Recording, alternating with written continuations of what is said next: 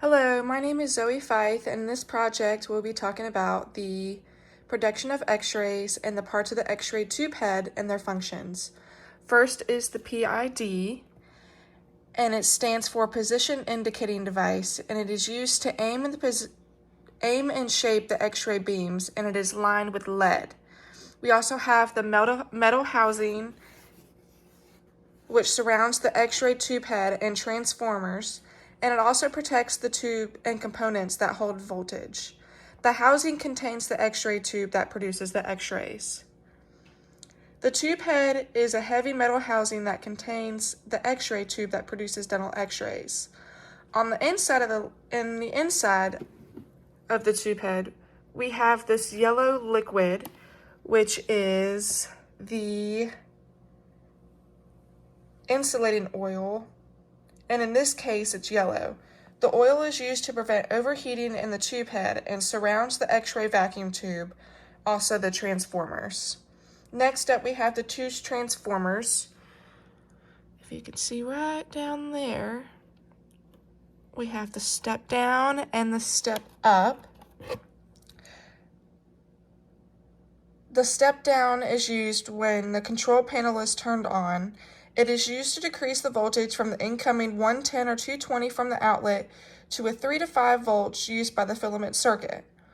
Once the control panel is turned on, it causes a release of outer shell electrons from tungsten atoms and filament, and this is called thermionic emission. After the step down, we have the step up transformer, which is this one right here. It is used to increase voltage from 110 or 220 to about 65,000 to 100,000 volts.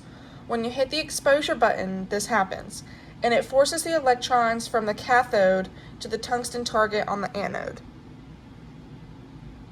So it goes from the cathode, hits the tungsten target to the anode side.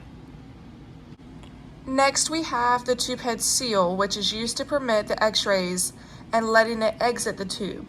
It also seals the oil and filters the x-ray beam. So it is this saran wrap right here, and it seals everything in place. After that, we have the aluminum discs, which are right behind the seal, if you can see them right in there. And they filter out the non-penetrating longer wavelength x-rays. And the lead collimator, which is behind the discs, and it's that blue piece right there, and it restricts the size of x-ray beams exiting into the PID. Next up, we have the x-ray vacuum tube, which is this whole thing right here, this big clear thing. And it is leaded glass tube that contains the cathode, anode, and is basically the heart of the x-ray machine. And on the inside of the heart of the x-ray machine is the copper stem, which dissipates heat from the tungsten target, and the tungsten target is also in there. It is a focal spot and converts x-rays into photons, producing x-rays. So that copper stem is right here. And then the focal spot tungsten target is right on the inside on the edge of that copper stem.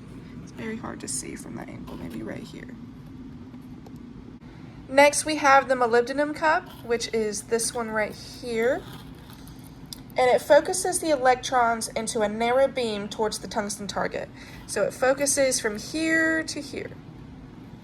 We also have the electron cloud, which is that fluffy thing right here, big cloud looking like. And it hits the tungsten target, and that creates the x-rays. So it goes from here, pushes over, hits the tungsten target, and that's how x-rays are somewhat created. And we also have the tungsten filament, which is this squiggly thing right here, and it produces electrons when it's heated up. We also have the filament circuit, which is this piece of wire. It runs through the step up, step down into the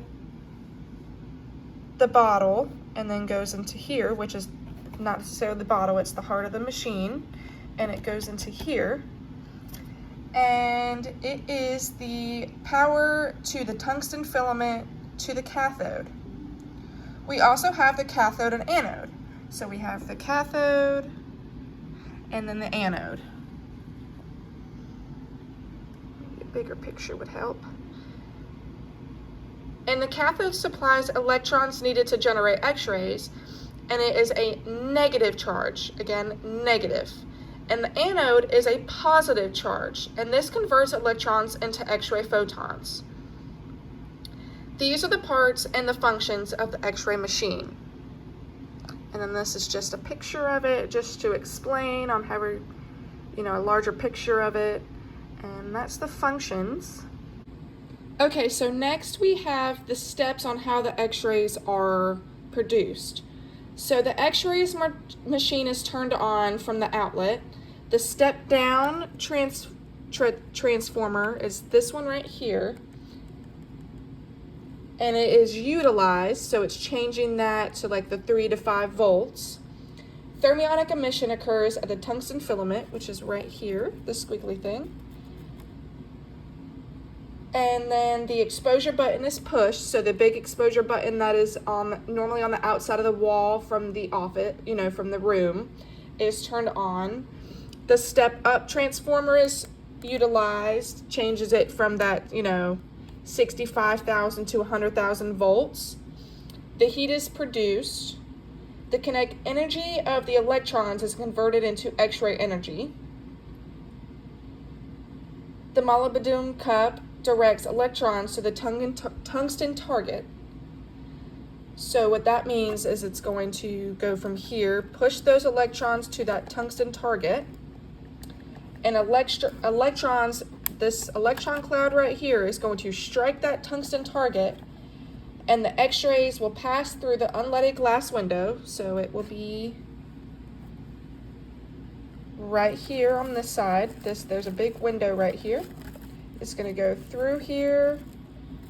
The X-ray beam is restricted by the internal leg collimator, which is that blue piece right up in there. The X-ray beams then exit the PID, and the radiation occurs all through that onto the person.